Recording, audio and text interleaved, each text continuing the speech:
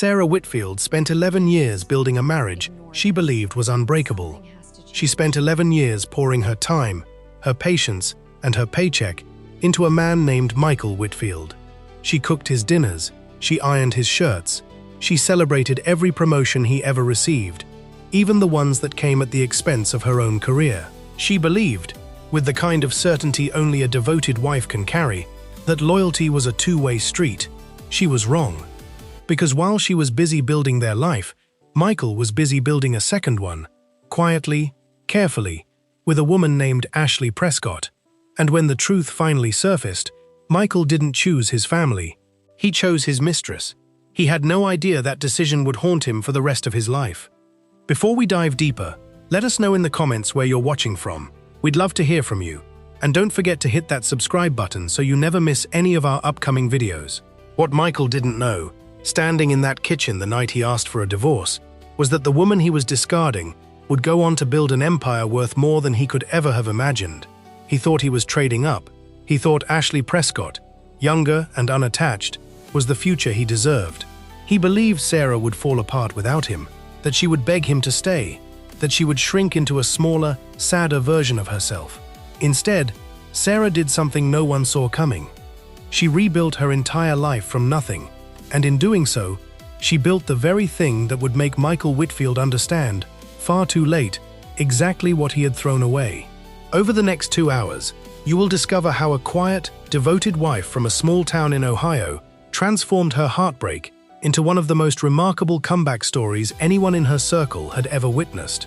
You will discover exactly how Michael's affair with Ashley Prescott began, the small lies that built into a mountain of betrayal, and the moment Sarah finally uncovered the truth.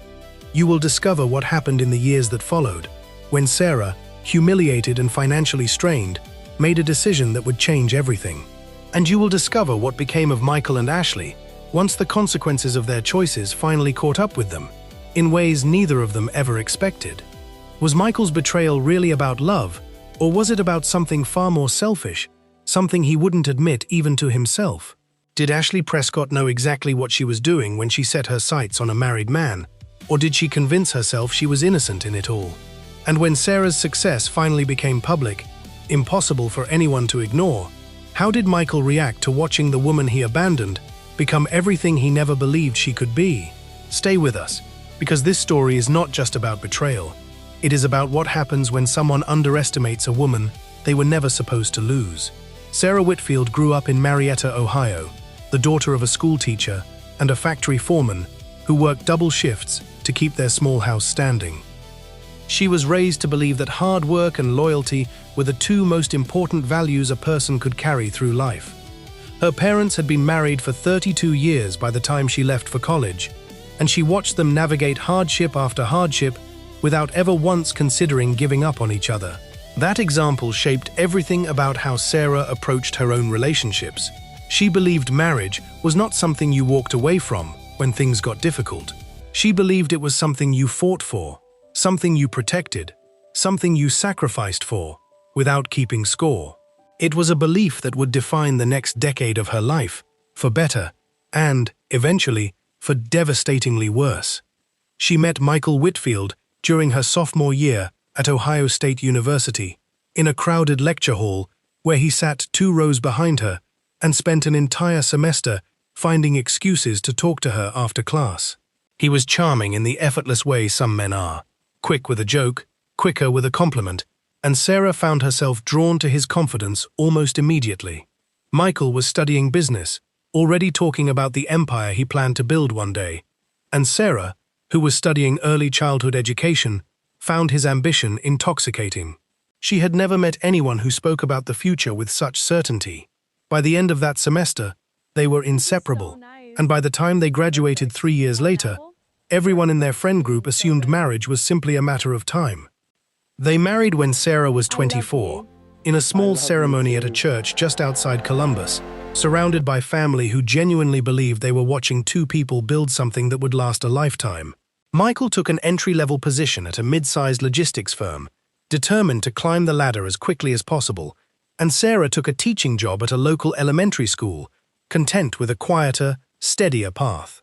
In those early years, money was tight, and the apartment they shared was small, but there was a warmth between them that made the hardship feel temporary, almost romantic. Sarah believed they were a team. She believed every long night Michael spent at the office was an investment in their shared future, and she never once questioned the sacrifices she was making to support him. Over the next several years, Michael's career began to take off in ways that surprised even him. He was promoted twice within 4 years, then recruited by a larger firm that offered him a director-level position with a salary that dwarfed anything he had made before. Sarah celebrated every single milestone as though it were her own, because in her mind, it was. She had quietly stepped back from pursuing her own ambitions, turning down an opportunity to become a school administrator because the hours would have conflicted with Michael's demanding travel schedule. She told herself it was a temporary sacrifice, that once Michael's career stabilized, it would be her turn to focus on her own goals.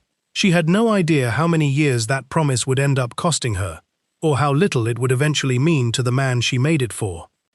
By their 10th year of marriage, Michael had become someone slightly different from the young man Sarah had fallen in love with in that crowded lecture hall. He was sharper around the edges, more consumed by status, more prone to comparing their life to the lives of his wealthier colleagues. He started making comments about the neighborhood they lived in, the car Sarah drove, the vacations they couldn't quite afford.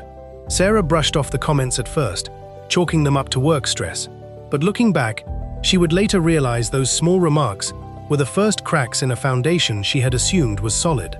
She had no idea that somewhere in that same office building, a woman named Ashley Prescott had already begun paying very close attention to her husband. Ashley Prescott was 29 years old when she was hired as a marketing coordinator at Michael's firm. Ambitious, attractive, and unafraid of using both traits to get exactly what she wanted. Co-workers would later describe her as someone who studied the people around her the way a chess player studies an opponent, always 3 moves ahead, always aware of who held influence and who didn't. She had gone through a difficult divorce of her own 2 years earlier and had developed a reputation, quiet but persistent, for gravitating toward married men in positions of power. Michael was, by every account, exactly the type of man she found irresistible, established, respected, and completely unaware of how easily his ego could be flattered by someone paying him the kind of attention his wife had long since stopped offering, simply because she had never needed to compete for it before. Sarah's closest friend during this period was a woman named Denise Caro, a fellow teacher she had known since their first year at the elementary school together. Denise would later say she noticed small shifts in Michael long before Sarah did, the way he answered questions about work with a strange vagueness he had never used before, the way he seemed to check his phone at dinner with a frequency that felt almost compulsive. Denise mentioned it once, gently, over coffee, asking Sarah if everything was all right at home. Sarah had laughed off the question, telling Denise that Michael was simply under pressure from a demanding new project, the same explanation Michael had been feeding her for months. Denise let the subject drop, not wanting to plant seeds of doubt in a marriage she had always admired, a decision she would later describe as one of her deepest regrets. Sarah's parents, Judith and Robert Doyle, had watched their daughter's marriage from a comfortable distance in Marietta, proud of the life she and Michael had built together, unaware of the quiet erosion happening beneath the surface. Judith would later recall a phone call with Sarah roughly 8 months before the affair was discovered, during which Sarah mentioned, almost in passing, that Michael had stopped asking about her day, that conversations between them had grown shorter and more functional. Judith had chalked it up to the natural rhythms of a long marriage, the way passion inevitably settles into something quieter over time. She had no way of knowing that the quiet her daughter was describing wasn't the comfortable silence of familiarity, but the early architecture of abandonment, built one distracted conversation at a time. There was one moment, in particular, that Sarah would return to again and again in the years following the affair, a moment she didn't recognize as significant until long after the truth had come out. Michael had come home late from a work conference in Chicago, and Sarah had noticed a faint, unfamiliar perfume on his jacket when she hung it in the closet. She asked him about it, half joking, and he told her it must have come from standing too close to someone at the hotel bar during a networking event. She believed him instantly, without hesitation, because the alternative was not something her mind was prepared to consider. That conference in Chicago, she would later learn, was the same weekend Ashley Prescott had been sent on a joint project assignment, the two of them sharing meals, sharing drinks, and eventually, sharing far more than either of their spouses back home could have imagined. It began, as these things almost always do, with something small and forgettable. A late-night work email that turned into a text message, a shared laugh over a project deadline that turned into a standing lunch date. Michael would later claim, in the version of events he told himself to sleep at night, that nothing happened for months, that it was simply friendship, simply two colleagues who understood the pressure of corporate life better than anyone at home ever could. But Sarah would eventually learn, through phone records and hotel receipts she never wanted to see, that the friendship crossed a line far earlier than Michael was ever willing to admit. By the time their affair reached its one-year anniversary, Michael had already begun quietly comparing his marriage to a relationship built entirely on flattery, secrecy, and the intoxicating feeling of being someone's exciting secret, rather than someone's steady, dependable husband. Sarah noticed the changes slowly, the way anyone does when they aren't looking for betrayal, because they never imagined it was possible. Michael started working later, traveling more, growing irritated by questions that once would have prompted an easy conversation. He became distant during family dinners, distracted during their son's baseball games, quick to snap over things that never used to bother him. Sarah told herself it was stress. She told herself every long marriage goes through difficult seasons, and that patience, not suspicion, was the answer. She had built her entire identity around being the kind of wife who trusted her husband completely, and admitting that something might be wrong felt, to her, like admitting she had failed at the one thing she had always prided herself on. That misplaced loyalty would cost her nearly a year of clarity she desperately needed. The truth came out on a Tuesday evening in March, in a moment so ordinary that Sarah would replay it in her mind for years afterward. Michael had left his phone on the kitchen counter while he showered, and a text notification lit up the screen from a name saved simply as AP Work. The message was affectionate, in a way no professional colleague's message should ever be, referencing a hotel room, a shared bottle of wine, and a level of intimacy that made Sarah's stomach turn cold before her mind had even fully processed what she was reading. She sat at that kitchen table for nearly 40 minutes before Michael came back downstairs, staring at a phone that had just rewritten the entire story of her marriage, searching for any explanation that could make what she had read mean something other than what it so clearly meant. When she confronted him, Michael did not deny it the way she expected him to.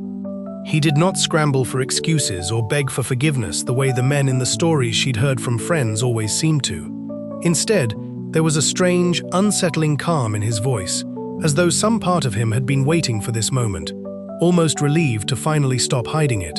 He admitted the affair had been going on for over a year. He admitted Ashley Prescott made him feel, in his words, alive again, as though the 11 years Sarah had spent building a life with him amounted to nothing more than a slow, suffocating routine he had simply been enduring. Sarah would later say, that moment was the first time she truly understood that the man standing in front of her was not entirely the same man she had married. In the days between the confrontation and the final decision, Sarah tried something she had never done in 11 years of marriage. She asked Michael, directly and without flinching, whether he had ever truly loved her, or whether she had simply been a convenient chapter in a story he had always planned to outgrow. Michael's answer, delivered with the same unsettling calm as his earlier confession, was that he had loved her once, in the way anyone loves the comfort of routine, but that Ashley had shown him a version of himself he preferred. He said the words, "I think I've just changed," as though that alone excused everything that followed. Sarah would later tell a reporter that those 5 words did more damage than the affair itself, because they suggested none of it had ever truly been a mistake to him at all, simply an inevitable outcome he had quietly accepted long before she ever found that text message. Their 14-year-old son, Tyler, became an unintended witness to the unraveling, picking up on the tension in ways neither parent fully realized until much later. He stopped inviting friends over. He started eating dinner in his room. One night, Denise would later recall Sarah telling her, Tyler asked point blank at the dinner table why his parents never talked to each other anymore. a question that hung in the air long enough to make both Michael and Sarah realize how much their son had already absorbed of a crisis they had assumed they were hiding well. Sarah began sleeping in Tyler's room some nights, not because he asked her to, but because she couldn't stand the silence of her own bedroom, where Michael now slept with his back turned, his phone charging on the nightstand, its screen lighting up periodically, with messages Sarah no longer had the strength to check. What followed over the next several weeks was, in Sarah's own words, the most disorienting period of her entire life. Michael did not immediately move out. Instead, he existed in a strange limbo, sleeping in the guest room, going to work, occasionally suggesting they try counseling, while continuing to see Ashley behind Sarah's back, a detail Sarah would only discover months later through a mutual friend. Sarah spent those weeks oscillating between devastation and a desperate, humiliating hope that if she simply tried hard enough, forgave enough, stayed patient enough, Michael would remember the family he was choosing to destroy. She lost weight without trying. She stopped sleeping through the night. She smiled through parent-teacher conferences and grocery store small talk, terrified that anyone might see how completely her world had fallen apart behind closed doors.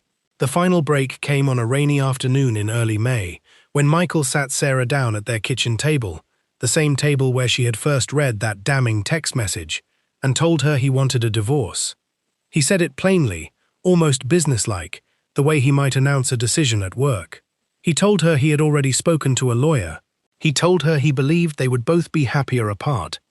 And then, in a moment Sarah would never forget for the rest of her life, he told her that Ashley made him feel like he had a future worth being excited about, while being married to Sarah felt, to him, like a slow surrender to mediocrity. He filed the paperwork 3 days later.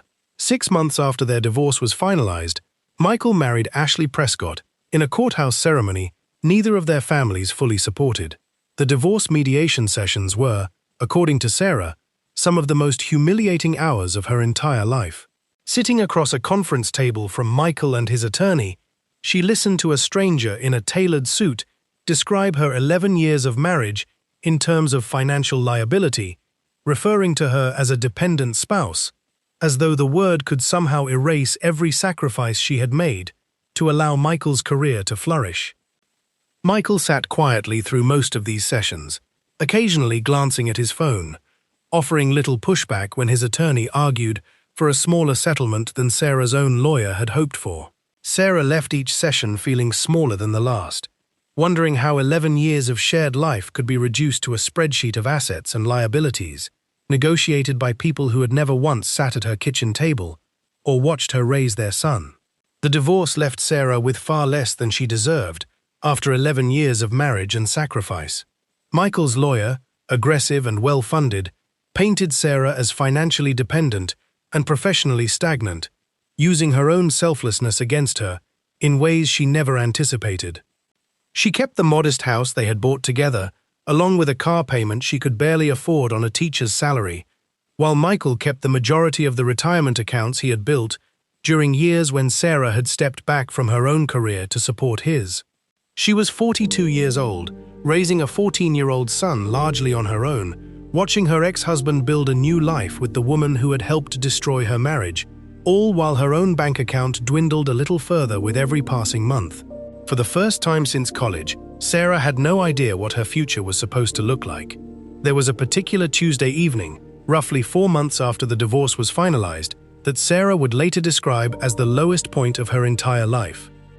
The furnace in her house had broken, Tyler needed new cleats for baseball season, and her checking account balance had dropped low enough that she sat on her bathroom floor and cried in a way she hadn't allowed herself to since the night she first read that text message. Denise came over that night with takeout and a bottle of wine, sitting with Sarah on the kitchen floor for nearly 2 hours, saying very little, simply refusing to let her sit in that particular darkness alone. Sarah would later credit that single evening, more than any pep talk or motivational quote, with reminding her that she still had people who believed she was capable of climbing back out, even when she couldn't quite believe it herself. The months that followed were, by Sarah's own account, the darkest of her life. She struggled to get out of bed some mornings, forcing herself into the school where she taught 3rd grade, performing a version of composure she did not remotely feel. She watched Michael post photos from vacations with Ashley on social media, smiling in front of oceans Sarah had never been able to afford to see, and she felt something inside her curdle into a grief she didn't fully recognize. Friends encouraged her to date again, to move on, to find happiness elsewhere. But Sarah wasn't interested in replacing what she had lost. She was interested in understanding who she even was anymore, after spending nearly 2 decades defining herself entirely by her role as Michael Whitfield's wife. It was her son, of all people, who accidentally sparked the idea that would eventually change everything. He had asked Sarah to help him with a school project involving a small handmade craft business, something simple, selling hand-painted wooden ornaments online, to raise money for his class trip. Sarah, searching for any distraction from her own grief, threw herself into the project with an intensity that surprised even her. She discovered, almost by accident, that she had a genuine talent for design, an eye for color and texture that she had never had the time or the confidence to explore during her marriage. What began as a small favor for her son's school project slowly, quietly, became something Sarah couldn't stop thinking about, even after the class trip fundraiser had ended. Sarah began spending her evenings researching small business ownership, e-commerce platforms, and product design, teaching herself skills she had never needed as a schoolteacher. She used a modest tax refund to purchase basic equipment and materials, working out of her garage late into the night after her son had gone to bed. Her first products were simple, hand-painted home decor pieces sold through a small online shop she built herself using free tutorials she found online. She had no business degree, no investors, and no safety net if it failed. What she had instead was something Michael had never fully appreciated during their marriage, an almost stubborn refusal to quit once she had decided something mattered. Sales were slow at first, sometimes just a handful of orders a week, barely covering the cost of materials. For nearly 2 years, Sarah balanced full-time teaching with building her small business in every spare hour she could find, often sleeping only 4 or 5 hours a night. She reinvested every dollar of profit back into better materials, better photography, and eventually a small booth at local craft fairs across Ohio. It was at one of those craft fairs that a regional boutique owner noticed her work and offered to carry her pieces in 3 stores across the Midwest. That single opportunity became the turning point Sarah had been quietly working toward without even realizing it. Within 6 months, her small collection of hand-painted decor had expanded into a full home goods line, and Sarah made the terrifying decision to leave her teaching job entirely, betting everything on the business she had built from nothing but grief, determination, and late nights in a cold garage. What happened next surprised everyone who had known Sarah during her marriage. Everyone except, perhaps, Sarah herself, who had quietly begun to believe in a version of her own potential that Michael had never encouraged her to explore. Her brand, which she named Wren & Birch Home, after the 2 oak trees that stood in her childhood backyard in Marietta, began gaining traction on social media through a series of short videos showing her hand-painting each piece herself. Viewers responded not just to the products, but to Sarah's story, the quiet, steady authenticity of a woman in her mid-40s rebuilding her entire life from the wreckage of a devastating divorce. Within a year, Wren & Birch Home had grown from a garage operation into a business generating 6 figures in annual revenue, a number Sarah still had trouble saying out loud without feeling like she was talking about someone else's life. One moment Sarah would return to often, in interviews and in her own private reflections, was the Sunday afternoon at the Marietta Fall Festival Craft Fair, when a boutique owner from Cincinnati named Patricia Nolan stopped at her modest folding table and picked up a hand-painted cutting board, turning it over in her hands for what felt like an eternity. Patricia asked how many pieces Sarah could produce in a month, and when Sarah, terrified of overpromising, gave a conservative number, Patricia smiled and said she would take double that for her 3 locations. Sarah drove home that evening gripping the steering wheel so tightly her knuckles ached, pulling over once on the side of Route 60 simply to cry, not from sadness this time, but from a disorienting, unfamiliar joy she hadn't let herself feel in years. The growth that followed was not smooth or guaranteed. Sarah maxed out 2 credit cards purchasing equipment to meet Patricia's order, working 18-hour days for nearly 6 weeks while still teaching full-time, terrified that a single mistake would sink the fragile momentum she had built. There were nights she sat in her garage at 2 in the morning, surrounded by half-finished pieces, wondering if she had made a catastrophic error, leaving the safety of her teaching salary behind. But the order shipped on time, Patricia reordered within a month, and word began spreading through boutique owners across 3 states that a former schoolteacher in Ohio was producing some of the most sought-after handcrafted home decor in the Midwest. Sarah later said that 6-week stretch taught her more about her own capability than the previous 42 years of her life combined. By the time Wren & Birch Homes celebrated its 3rd anniversary, Sarah had moved production into a leased warehouse space outside Columbus, hired 11 full-time employees, and secured wholesale partnerships with several national retail chains that had once felt entirely out of reach. She appeared in a regional business magazine feature on Ohio entrepreneurs, then a national morning show segment about women rebuilding their careers after 50, a milestone she reached shortly after her 48th birthday. Sarah's story resonated deeply with an audience of women who had experienced their own versions of loss and reinvention, and her social media following grew into the hundreds of thousands, largely because she never hid the painful chapter that had led her there. She spoke openly about her divorce, not with bitterness, but with a clear-eyed honesty that made her success feel earned rather than lucky.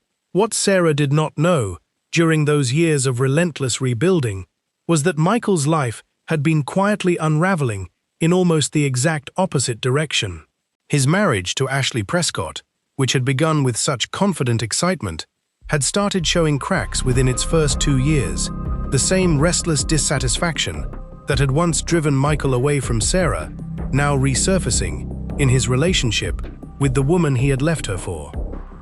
Ashley, co-workers would later reveal, had grown resentful of Michael's demanding hours and frequent travel, the very same complaints Sarah had once quietly absorbed without protest during their marriage. Michael, for his part, had begun noticing troubling similarities between his new marriage and his old one, except this time, he no longer had someone at home willing to overlook his flaws without question, and it unsettled him more than he ever expected it to.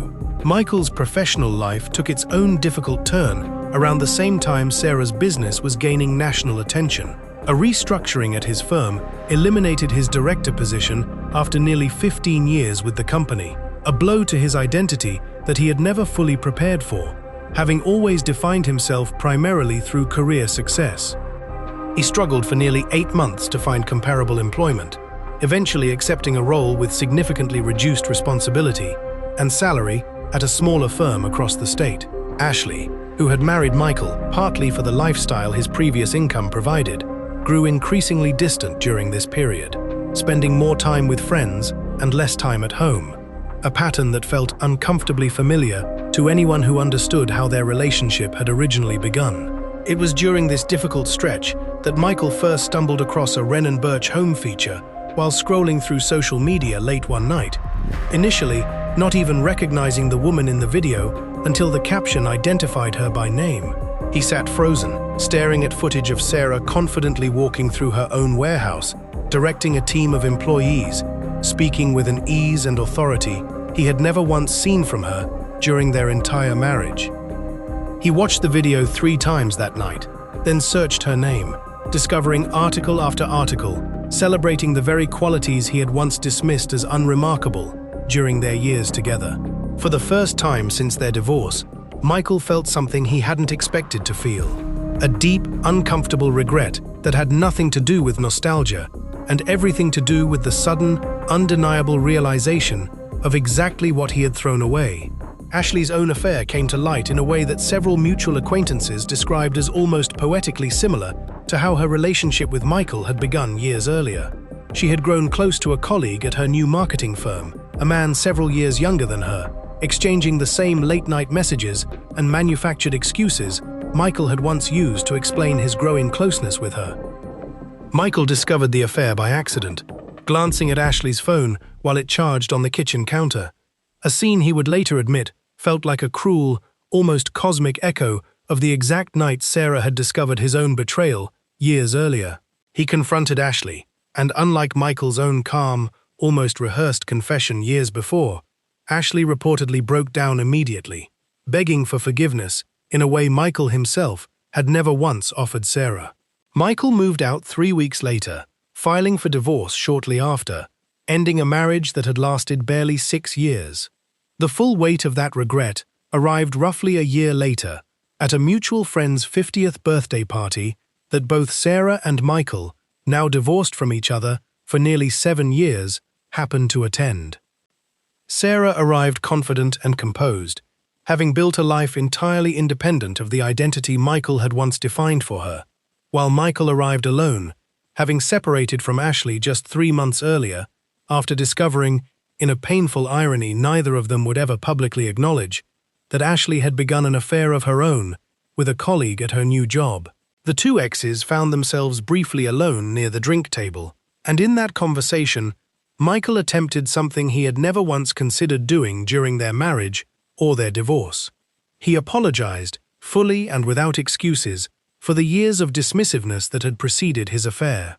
Sarah listened politely, the way she had learned to listen to difficult conversations without allowing them to derail her, and thanked him for the apology without offering him the reconciliation he seemed to be quietly hoping for. She told him, calmly and without cruelty, that she no longer carried anger toward him, because the life she had built since their divorce had given her far more peace than anger ever could. Michael, according to a mutual friend who witnessed part of the exchange, seemed visibly shaken by how little emotional power he still held over her, having perhaps unconsciously assumed that enough time and success would eventually soften into something resembling a second chance he clearly still wanted, even if he hadn't fully admitted that desire to himself before that conversation began. In the weeks following the party, Michael reportedly reached out to Sarah twice more, first with a lengthy text message reflecting on their marriage, then with an invitation to dinner that Sarah politely declined, explaining that she had built a life that no longer had room for reopening old chapters. Denise, who had remained close with Sarah through every stage of the rebuilding, said Sarah showed her those messages not out of temptation, but almost out of disbelief, turning her phone toward her friend with a small, incredulous laugh and saying only, "Can you believe this?" It was, Denise would later say, the clearest sign of how far Sarah had traveled from the woman who once would have answered a message like that within minutes, desperate for any sign that Michael still cared. It was around this same time that Ashley Prescott, now facing her own painful divorce, made a request through a mutual acquaintance that stunned everyone who heard about it. She reached out to Sarah, not for friendship, but for advice on rebuilding a career after a difficult personal collapse, having heard about Wren & Birch Home's success through the same industry circles Michael had once belonged to. Sarah, in a moment of grace that surprised even her closest friends, offered Ashley a brief, professional response with general encouragement, but declined any further contact, unwilling to build any part of her hard-won peace around the people who had once tried to destroy it. Today, Wren & Birch Home operates out of a 15,000-square-foot facility outside Columbus, employing over 40 people and generating annual revenue that Sarah, even now, sometimes still finds difficult to fully absorb. She has been featured in national publications, invited to speak at women's entrepreneurship conferences across the country, and has become, without ever intending to, a quiet symbol of what rebuilding after devastating betrayal can actually look like when given enough time, effort, and stubborn refusal to give up. Her son, now a young adult, has watched his mother transform grief into something extraordinary, a lesson Sarah hopes will shape how he views resilience for the rest of his own life.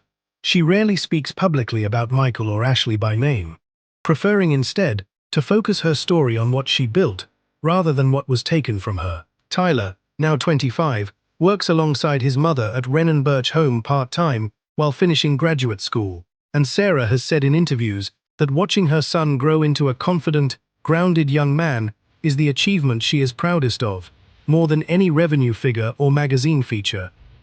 She purchased her childhood home in Marietta 2 years ago, the same house where her parents raised her to believe in loyalty and hard work, and turned it into a small retreat where she now hosts an annual retail summit for women entrepreneurs across Ohio. Judith and Robert Doyle, both now in their late 70s, have told friends they've never seen their daughter more at peace. A peace, Judith says, didn't come from Sarah forgetting what happened to her, but from Sarah refusing to let it define the rest of her story.